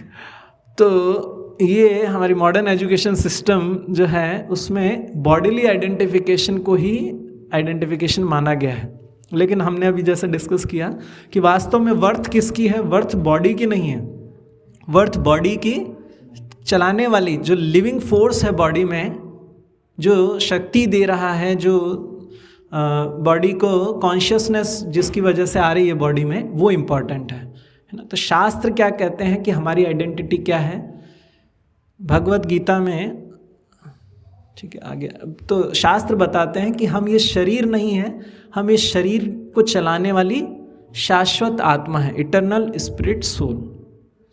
ठीक है, तो इसीलिए हमने पहले शब्द प्रमाण स्थापित किए कि अब हम शास्त्रों से बातें कर सकें। लॉजिकल रीजनिंग से हमने फेथ डेवलप किया कि नहीं, शास्त्र सही प्रमाण है, शास्त्रों की बातों पे मैं विश्वास करूँगा और जीवन में एक्सपीरियंस करूँगा, तो फिर मैं उस नॉलेज को सही से समझ पाऊँगा। तो शास्त्र उदाहरण देते हैं, प्रभुपाद ये उदाहरण देते हैं कि जैसे कार, जो बॉडी की तुलना की जाती है कार से, और कार को चलाने वाला ड्राइवर कौन है, शरीर को चलाने वाली आत्मा है ना। जैसे शरीर की तुलना कार से की जा रही है तो कार में ड्राइवर है, ऐसे ही शरीर को चलाने वाला ड्राइवर है आत्मा। तो जैसे कार में ये सब होता है, हॉर्न होता है, हेडलाइट्स होती हैं, सिमिलरली बॉडी में भी ये ऑर्गन्स है ना। द कार कैन नॉट बज 1 इंच विदाउट द ड्राइवर। तो कोई कहेगा नहीं आजकल तो ऑटोमेटिक कार आ जाती है ना, बिना ड्राइवर के चलती है। तो क्या रीजनिंग है उसका? हाँ, कहीं तो कोई स्विच ऑन करेगा ना तभी तो चलेगी, ऐसे ही थोड़ी ना अपने आप ही इच्छा हुई उसकी चलने लग गई है ना। तो कोई ह्यूमन, कोई आत्मा ही इंटरफेयर करेगी तभी तो वो मूवमेंट हो रहा है। ठीक है, चाहे कितना ही ऑटोमेशन हो जाए, लेकिन ऑटोमेशन के लिए कहीं ना कहीं तो किसी ह्यूमन को ही स्विच ऑन करना पड़ेगा उस ऑटोमेशन को स्टार्ट करने के लिए। ठीक है, तो इस तरह से तुलना की जाती है कि कार जो चल रही है वो क्यों चल रही है। जैसे ही हम कार जा रही होती है हम समझ जाते हैं ड्राइवर है इसके अंदर, कोई व्यक्ति है ना। ऐसे ही ह्यूमन बॉडी अगर मूवमेंट दिख रहा है तो हम समझते हैं ये इसमें सोल है, लिविंग है ये। तो एक बार हमारे प्रथम प्रधानमंत्री पंडित जवाहरलाल नेहरू जी एक मेंटल असाइलम में गए, है ना, क्या बोलते हैं, पागल खाना या पागल दवाखाना। तो वहाँ गए वो, तो उनके पास एक पागल दौड़ता हुआ आया और वो बोलता है आप कौन हैं? तो पंडित जवाहरलाल नेहरू कहते हैं मैं इस देश का प्रधानमंत्री पंडित जवाहरलाल नेहरू। तो वो पागल कहता है जब मैं यहाँ आया था तब मैं भी यही कहता था। तो इसी तरह से अगर कोई व्यक्ति जो वो नहीं है और वो सोचने लगे कि मैं ये हूँ, मैं प्रधानमंत्री हूँ, मैं वो हूँ, तो उसे क्या कहेंगे? वो पागल है, क्रेजी है ना। ऐसे ही हम, जो हमने पहले आंसर्स दिए थे कि हम इंडियन हैं, हम मेल हैं, हम ये हैं, तो जो कि वास्तव में हम हैं नहीं। अगर हम अपने आप को सिर्फ बॉडी से आइडेंटिफाई करते हैं तो इसको क्या बोला जाएगा? ये भी एक पागलपन है। ठीक है, तो अब आप कहेंगे ठीक है, इसके प्रमाण क्या है कि शरीर में आत्मा होती है या आत्मा का अस्तित्व भी है, इसके प्रमाण क्या है?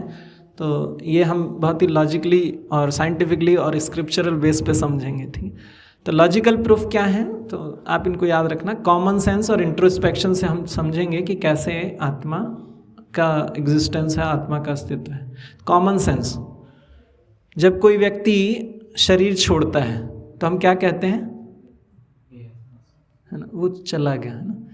किसी उस व्यक्ति की पत्नी से पूछो कि अरे ये तो रहा शरीर, कहाँ चला गया, यहीं तो है, तो भी वो क्या कहती है? नहीं, वो चले गए, है ना, वो हमें छोड़ के चले गए, लोग कहते हैं, है ना। जैसे किसी को फ़ोन करो तो वो यही बोलेगा हाँ पिताजी चले गए, पिताजी गुजर गए।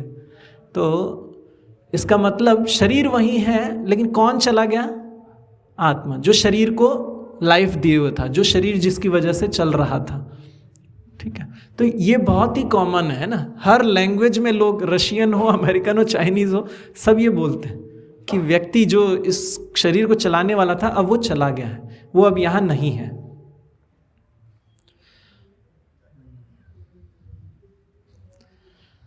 ठीक है, मोहित प्रभु, हरे कृष्ण। आपको एक एक्सरसाइज करनी, खड़े हो एक बार, एंथुजियास्टिक लोग चाहिए। है ना, टच योर हैंड, अपने हाथ को स्पर्श करो, टच योर लेग, फिर अपने सर को छुओ, अपने कान को छुओ, अपने गालों को छुओ, अपने बालों को छुओ, अपने आप को छुओ, है ना, अपने आप को छुओ। तो हम ये हमारी बैठिए, ये हमारी बॉडी है, लेकिन एक्चुअल में मैं कौन हूं? आत्मा, है ना। हम कहते हैं ये मेरा हाथ है, ये मेरा सर है, ये मेरा पैर है, ये सब मेरा है। तो मैं कौन हूं? जो इसका ओनर कौन है, इसका स्वामी कौन है इस शरीर का? तो वो कौन है? वो आत्मा है जो इस बॉडी का ओनर है।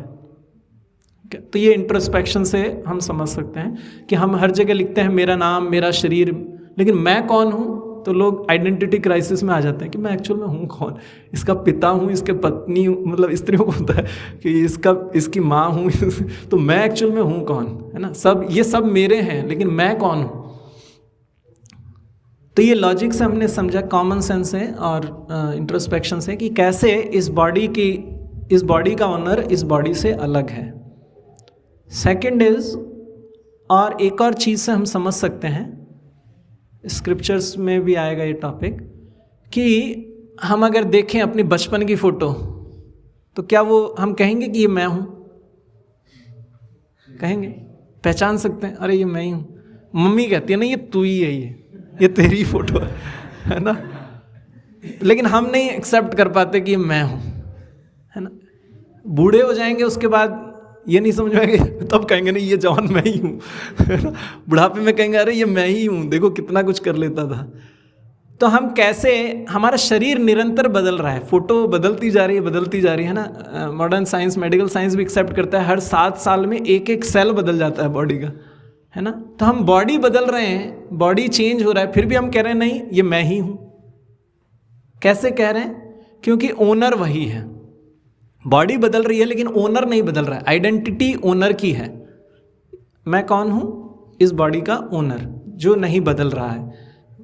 तो हाँ, तो second proof of existence of soul is medical science. तो मेडिकल साइंस में बहुत सारे डॉक्टर्स, रिसर्चर्स इस चीज़ को एक्सेप्ट करते हैं, नियर डेथ एक्सपीरियंसेस। तो ये डॉक्टर माइकल सेबर्न हैं, एन अमेरिकन कार्डियोलॉजिस्ट। तो ये हार्ट का ऑपरेशन करते थे पेशेंट्स का।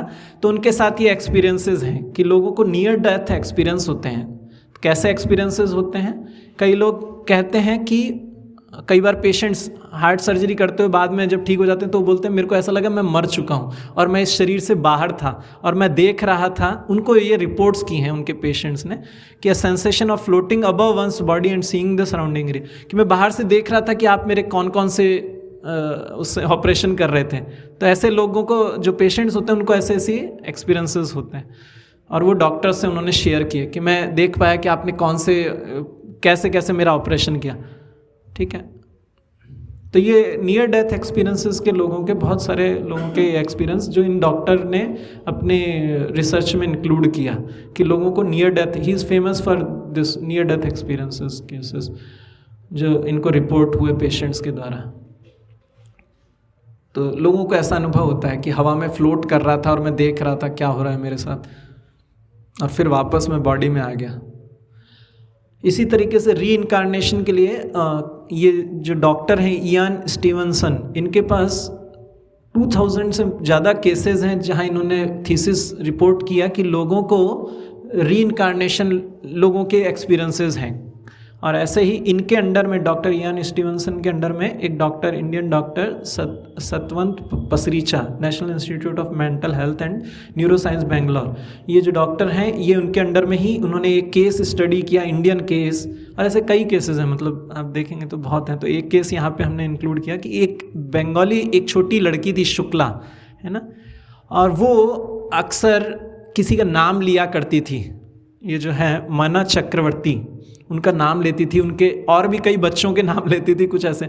तो फिर इनके मदर फादर ने इनको कांटेक्ट किया, डॉक्टर ये जो है पसरीचा, सतवंत पसरीचा, इनसे कांटेक्ट किया। तो फिर क्योंकि इनके पास पहले से ही प्रूफ थे ऐसे कि रीइंकारनेशंस होते हैं, लोग अलग अलग जगह जन्म लेते हैं, तो फिर इन्होंने रिसर्च करने के लिए इस लड़की को लिया, छोटी बच्ची को, और ये जो जगह बताती थी, जैसा नाम बताती थी, वो उन्होंने ढूंढ के रखा कि ये कौन है, कौन था ये व्यक्ति, कौन, क्या एड्रेस था, उन्होंने इसको नहीं बताया लेकिन खुद पता रखा। और फिर इस बच्ची को वहाँ ले गए तो ये सारा कुछ बता रही है कि ये मेरी बेटी का नाम ये है, मेरे ऐसा पति का नाम ये है। इस तरीके से उन्होंने अपनी प्रीवियस लाइफ की हिस्ट्री बताई, ये जो शुक्ला छोटी बच्ची है। और ये जो मना चक्रवर्ती थी, ये राजस्थान में एक लेडी थी। तो कुछ एक्सीडेंट्स, उनका मैंने एग्जैक्ट पूरा केस नहीं पढ़ा, थोड़ा बहुत पढ़ा था, तो उनका कुछ एक्सीडेंट से डेथ हुआ था, इसलिए इनको नेक्स्ट लाइफ में जब शुक्ला के रूप में ये जन्म लिए तो इनको अपनी पास्ट लाइफ की मेमोरीज फिर भी फ्रेश थी, याद था। कई बच्चों में ऐसा होता है, उनको पास्ट लाइफ अभी थोड़ा ही टाइम हुआ है तो उनको मेमोरीज होती है पिछले लाइफ की, पिछले लाइफ में क्या थे, कुछ लोगों को ऐसा होता है। ठीक है, तो ये मेडिकल साइंस भी एक्सेप्ट करता है इन चीज़ों को कि लोग reincarnations and near death experiences से उनको वो एक्सेप्ट करते हैं कि there is a owner in this body जो कि बॉडी को चलाता है। And third is based upon scripture, proof of existence of soul. हम शास्त्रों के आधार पे कैसे, तो भगवद गीता के 2 अध्याय के 13वें श्लोक में भगवान कहते हैं, देहिनो अस्मिन् यथा देहे कौमारम यौवनम जरा तथा देहांतर प्राप्तिर्धीरस्तत्र न मुह्यति। भगवान बताते हैं कि जैसे इस शरीर में भी देखेंगे कि जीवात्मा तो देही जो है, जो देह को धारण की वो देही, देह का ओनर जो है देही, वो क्या है, देह बदल रहा है निरंतर, लेकिन वो देही नहीं बदलता है। तो जो व्यक्ति ये जानता है कि मेरा देह निरंतर बदल रहा है, तो भगवान बताते हैं कि वो फिर देहांतर होने पे, शरीर पूरा चेंज होना, डेथ, जब डेथ आती है तब भी वो धीर पुरुष कभी भी मोहित नहीं होता है। तो भगवान स्वयं भी, शास्त्र भी बताते हैं कि कैसे देह में एक देही है जो कि नेवर चेंजिंग है, जो कि उसका ओनर है। तो ये फोर्थ था कि I am not the body but an eternal soul. यह हमने लॉजिक, साइंस और स्क्रिप्चर्स से डिस्कस किया। तो नेक्स्ट सेशन में हम यहाँ से शुरुआत करेंगे कि हम आत्मा के बारे में लोगों के जो जनरल क्वेश्चंस होते हैं उनको हम डिस्कस करेंगे नेक्स्ट सेशन में। हरे कृष्णा। तो अब हम थोड़ा 10 मिनट एक एक्सरसाइज करेंगे। क्या एक्सरसाइज है, किसी को पता है? लास्ट सेशन में हमने डिस्कस किया था ना, यहाँ नहीं बदला।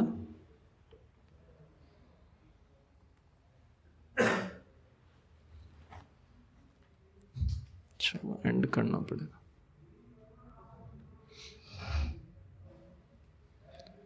तो अब जैसा हम डिस्कस कर रहे थे कि हर फील्ड की नॉलेज के लिए, उस फील्ड में जब नॉलेज चाहिए तो उसके अपनी बुक्स होती हैं, उसके अपने एपरेटस हैं। केमिस्ट्री में किसी को अगर डिस्टेंस मेज़र करनी है ना, तो लिटमस पेपर से डिस्टेंस मेज़र कर सकते हैं? नहीं, उसके लिए वर्नियर कैलिपर होता है। फिज़िक्स के जो इंस्ट्रूमेंट्स हैं वो केमिस्ट्री में नहीं यूज़ होते, केमिस्ट्री के इंस्ट्रूमेंट्स फिज़िक्स में नहीं यूज़ होते।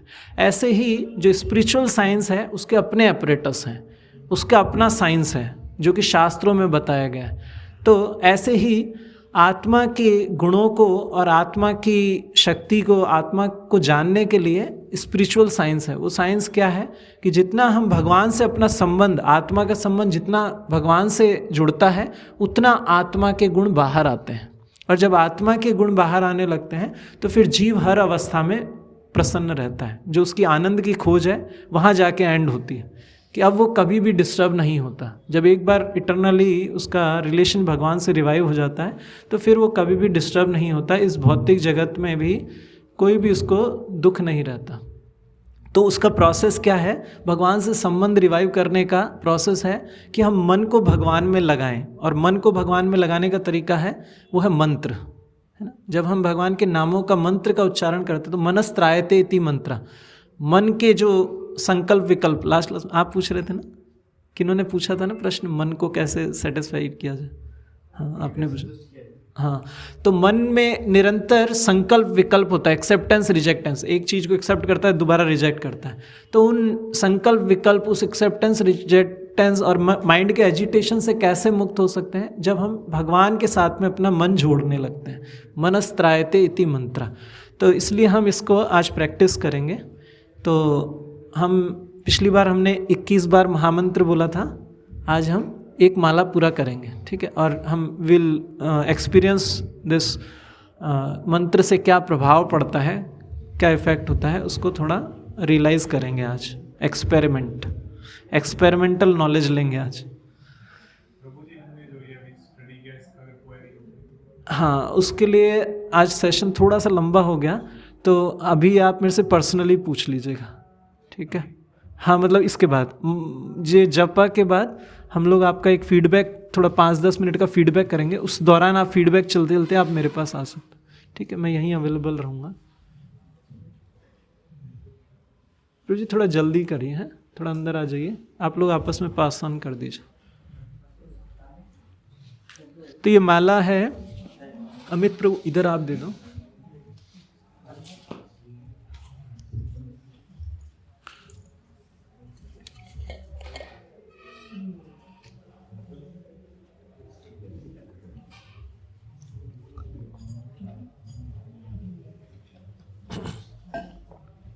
अमित प्रभु इसको पॉज कर सकते हैं।